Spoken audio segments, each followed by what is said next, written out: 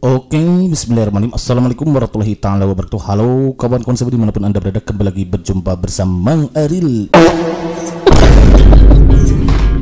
Magi gitu ya.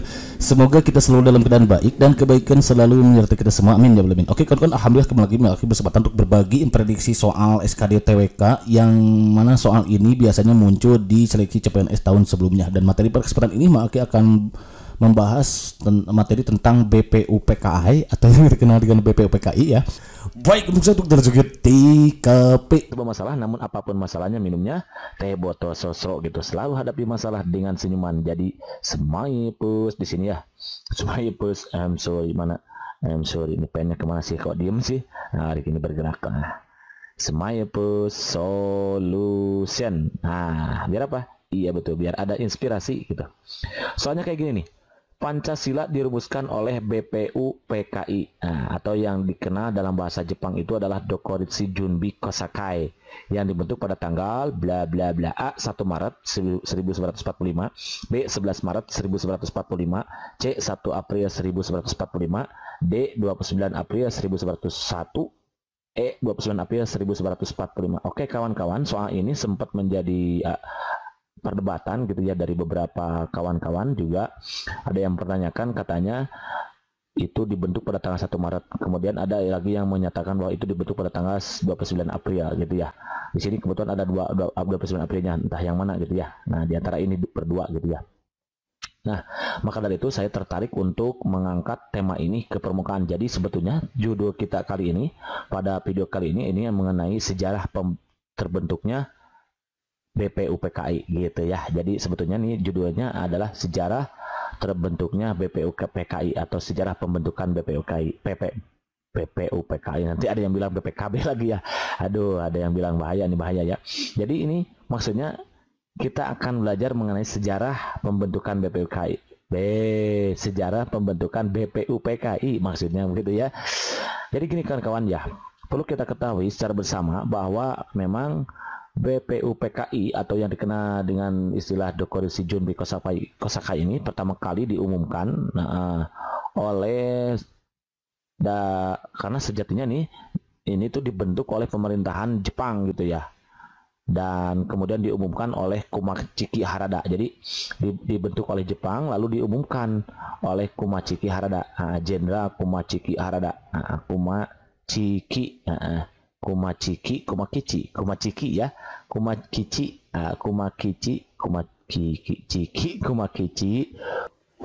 Jadi dia itu dibentuk oleh Jenderal Kumakichi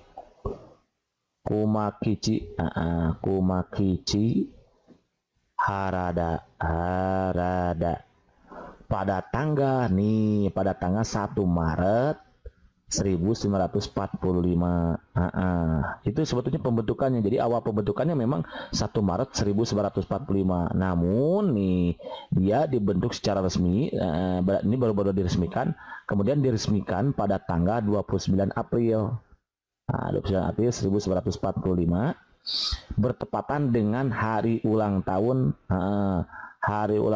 Kaisar Hirohito. Hirohito. Jadi mulai dari pelantikan anggota-anggotanya dan juga peresmian secara khusus itu memang tanggal 29 April, tapi pembentukannya awal mulanya itu dibentuk pada tanggal 1 Maret 1945 yang kemudian diumumkan langsung oleh Jenderal Kumakichi Harada gitu, dan diresmikan pada tanggal 29 April 1945 bertepatan dengan hari ulang tahun Kaisar Hirohito yang lahir pada tanggal ini itu memang 29 April.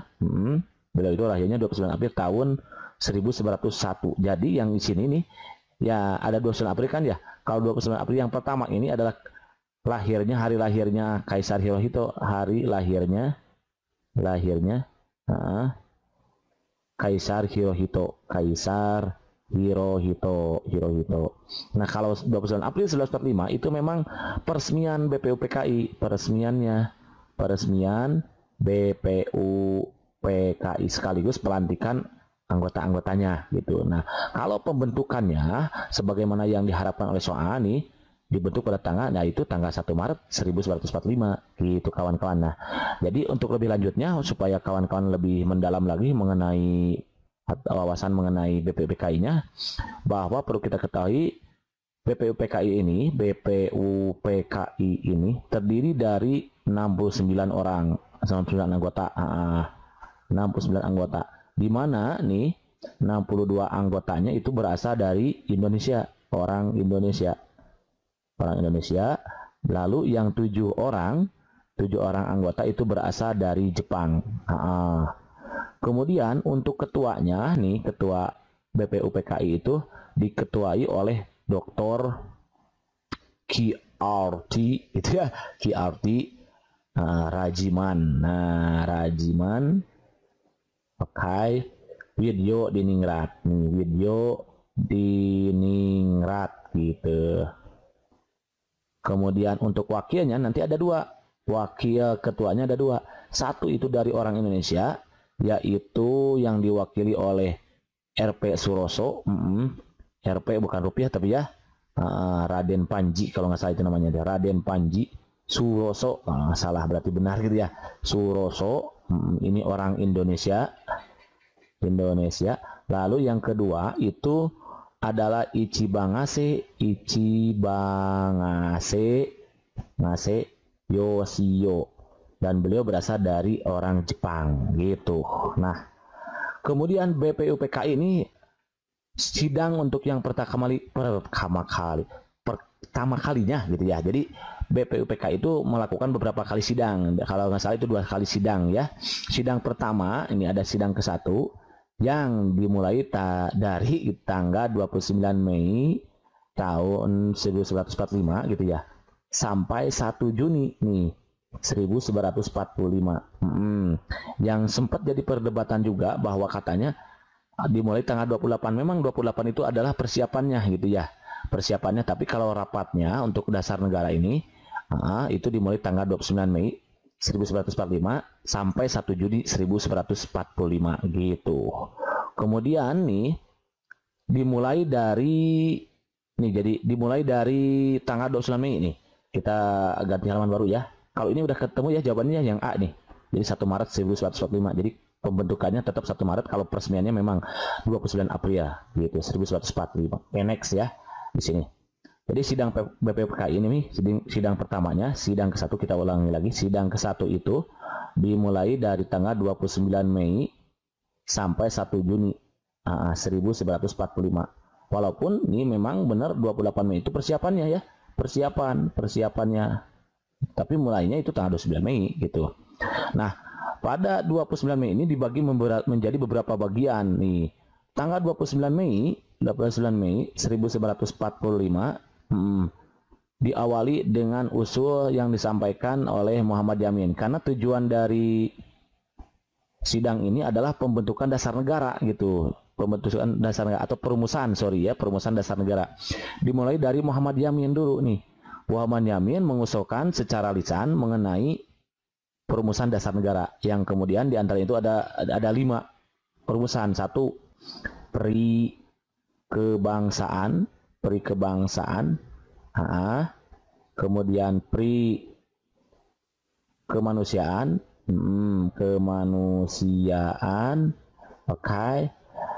pri ketuhanan,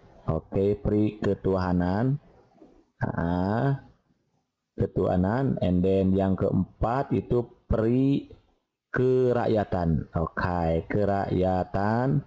Dan yang kelima itu di beberapa literasi yang saya baca gitu ya, ada yang mengatakan, ada yang pakai peri, ada yang enggak, tapi sama aja sih intinya. Ada yang pakai peri itu peri kesejahteraan rakyat, ada yang enggak, kesejahteraan rakyat, gitu ya. Ada yang pakai peri depannya, juga ada yang tidak, tapi belakangnya sama, peri kesejahteraan rakyat gitu. Ada 5 nih, 5 rumusan. Nah, kalau diingat seperti ini kan susah ya. Saya buat dia menjadi sebuah kalimat yang mudah untuk kita mengingatnya, karena kadang-kadang kita suka susah nih mengingat ini nih. Siapa tahu nanti kalau di soal ditanyakan berikut adalah 5 rumusan dasar negara yang dikemukakan oleh misalkan Supomo, oleh siapa nih pertama tuh, oleh Suroso, siapa? Muhammad Yamin, sorry ini 29 Mei Muhammad Yamin ya. Kecuali misalkan bisa aja begitu kan. Nah, maka supaya mudah mengingatnya kawan-kawan cukup ingat sebuah kata atau kalimat nih. Bang Matu, ada Bang Matu namanya Bang Matu keras gitu. Bang Matu keras. Nah, maksudnya gimana? Bang, pri kebangsaan, pri kemanusiaan, pri ketuhanan gitu maksudnya. Pri kerakyatan. Kan di sini ada kerakyatan. Kesejahteraan rakyat gitu ya. Bang Matu keras, sejahteraan rakyat gitu. Bang itu kebangsaan, ulangi, bang itu kebangsaan, ma itu kemanusiaan, itu ketuhanan, itu kerakyatan, kerasnya ya, dan S-nya adalah kesejahteraan rakyat, begitu ya. Supaya mudah diingat, ingat Bang Matu keras. Itu cara mudah kita mengingat kelima rumusan dasar negara yang dikemukakan langsung oleh Muhammad Yamin pada tanggal 29 Mei 1945. Selanjutnya nih tanggal 31 Mei ini yang pertama nih. Yang kedua tanggal 31 Mei 1945 Profesor Dr. Mr. Supomo. Nah, Supomo kalau nggak salah ini Mr. Supomo ini disebut dengan arsitek undang-undang kalau nggak salah ini. Kalau nggak salah berarti benar gitu ya. Beliau juga sama mengemukakan 5 dasar atau asas tentang dasar negara. Beliau mengemukakan gitu maksudnya 5 asas tentang dasar negara. Gitu ya. Di antaranya satu, ini ada 5 juga di satunya begini ya, kali ini pakai hurufnya pakai kurung nih. 1 persatuan. Persatuan. Kedua itu adalah kekeluargaan. Oke. Ketiga itu ke sini aja ya. Biar menghemat lokasi wilayahnya gitu ya. Takut habis nanti ya. Ketiga itu adalah keseimbangan lahir batin, keseimbangan lahir dan batin. Oke, gitu ya. And then keempat itu adalah musyawarah. Dan kelima di sini aja ya, 5 itu ada keadilan sosial. Nah, kawan-kawan, kalau kita mengingat seperti ini itu kan susah juga, sama ya. Kalau tadi tanggal 29 Mei 1945 ya 5 rumusan dasar negara yang dikemukakan langsung oleh Muhammad Yamin itu kita cukup mengingat Bang Matu keras, maka yang ini pun sama. Karena kalau diingat seperti ini sulit sekali. Nah, untuk kasus yang ini kawan-kawan cukup mengingat sebuah kalimat satu keluarga, oke. Satu keluarga lahir, kalimat berarti ini ya, satu keluarga lahir Syawal gitu. Maksudnya gimana? Satu keluarga lahir Syawal. Satu, berarti persatuan gitu. Keluarga, berarti kekeluargaan tuh kan. Lahir, berarti keseimbangan lahir dan batin tuh gitu kan ya. Nah, lahir Syawal, berarti Syawalnya ini musyawarah, walnya adilan sosial gitu, keadilan sosial gitu kawan-kawan ya. Jadi supaya kita mudah mengingatnya, kelima asas tentang dasar negara yang dikemukakan langsung oleh Mr. Supomo pada tanggal 31 Mei 1945 ini adalah cukup kita ingat sebuah kalimat satu keluarga lahir Syawal, satu persatuan keluarga, kekeluargaan, lahir berarti lahir dan batin, keseimbangan lahir dan batin maksudnya ya. Syawal, musyawarah awal, keadilan sosial gitu kawan-kawan ya.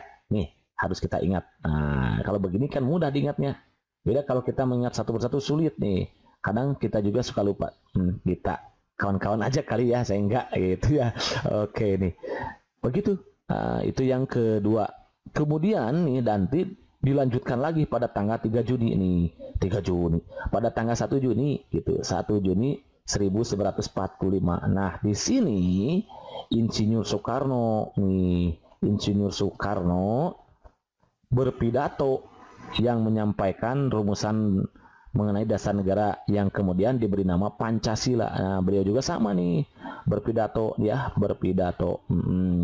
mengenai 5 dasar negara itu yang kemudian diberi nama Pancasila dengan isinya sebagai berikut. Isinya itu sebagai berikut. 1, isinya adalah nasionalisme. Waktu itu beliau itu nasionalisme. 2, internasionalisme. Nah, internasionalisme gitu.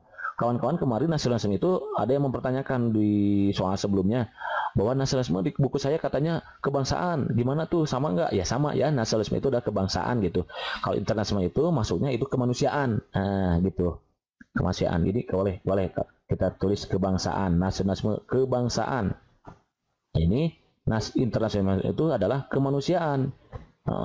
Kemanusiaan. Jadi kemudian yang ketiga, mufakat atau demokrasi. Mufakat atau demokrasi. Oke, ini demokrasi.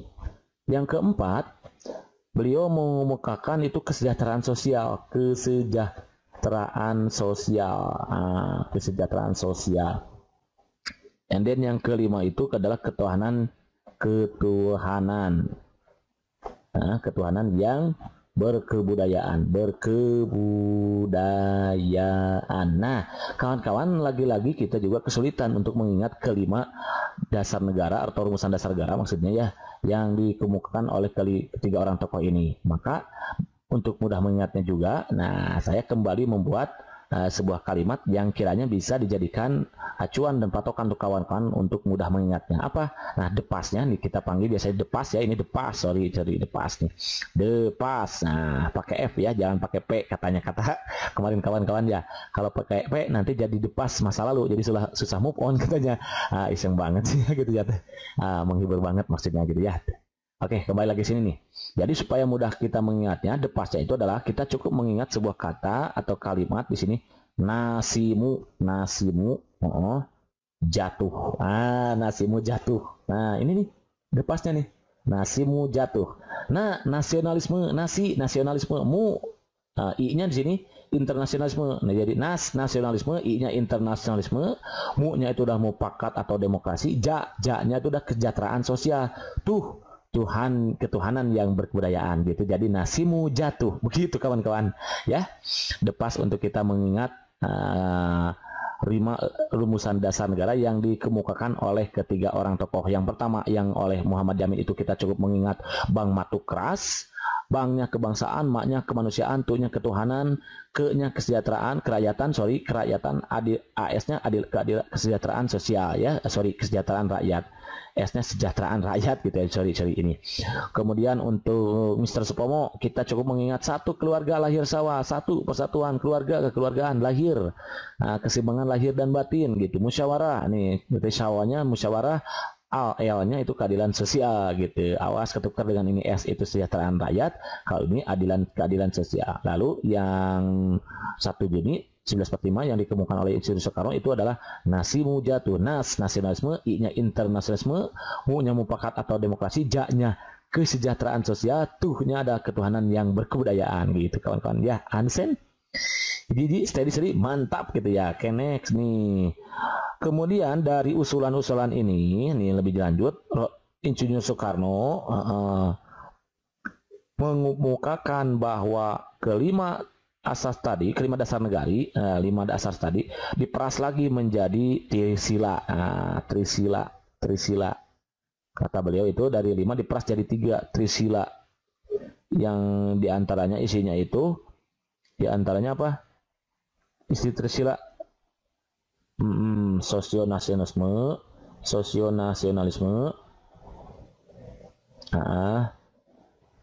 Kemudian sosiodemokrasi,